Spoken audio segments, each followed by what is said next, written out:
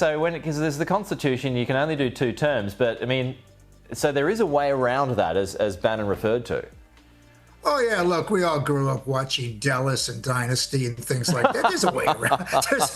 There's a way around this. I mean, Trump is sort of a television character. I mean, he knows there are end runs, and he knows the American people might put up with it. I mean, the Constitution's quite clear. That means since the late 1940s that it doesn't want anybody running 3 times because they tend to turn it into a family business, that kind of thing. But, you know, the next election is going to be terribly interesting. As you know, Kamala Harris is in London right now, spruiking her book called 107 Days. And she's made it very clear that she ain't quitting. She's going to have another go at it, which is going to irritate a lot of people in the party, particularly those who didn't want Biden. Gavin Newsom, probably. Oh, yeah. I mean, Newsom is, I think he's a lock to get very close to the presidency. In her book, Kamala Harris threw Biden under the bus. She said he was reckless in not quitting. You know, what Biden was supposed to do was really resign and turn the presidency over to her. But look, African-American women are the bedrock of the Democratic Party.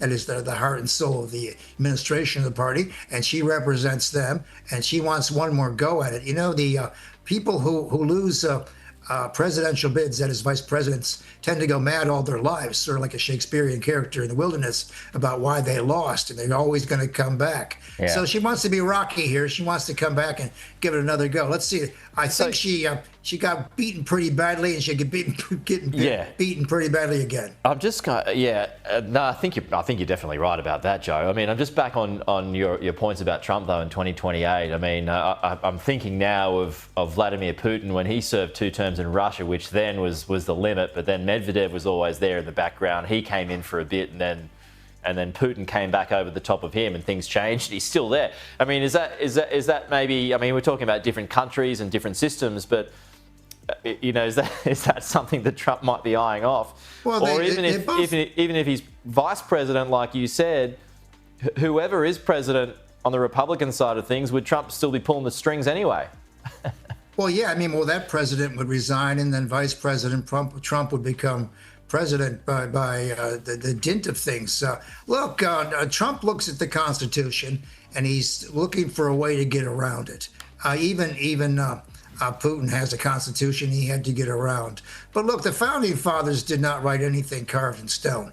In many ways, the Constitution of the United States is, if you took it seriously, it's a suicide pact because it doesn't please anybody. Everybody's at each other's throats with that Constitution. And what Trump would say that, you know, he represents a new version of the Constitution. And Pete, it's just possible that his recent appointees to the Supreme Court might come down on his side, because if Trump decides to run for president, or that is, if he figures some angle here, it's going to wind up in the Supreme Court of the United States. And we all know which way that place goes.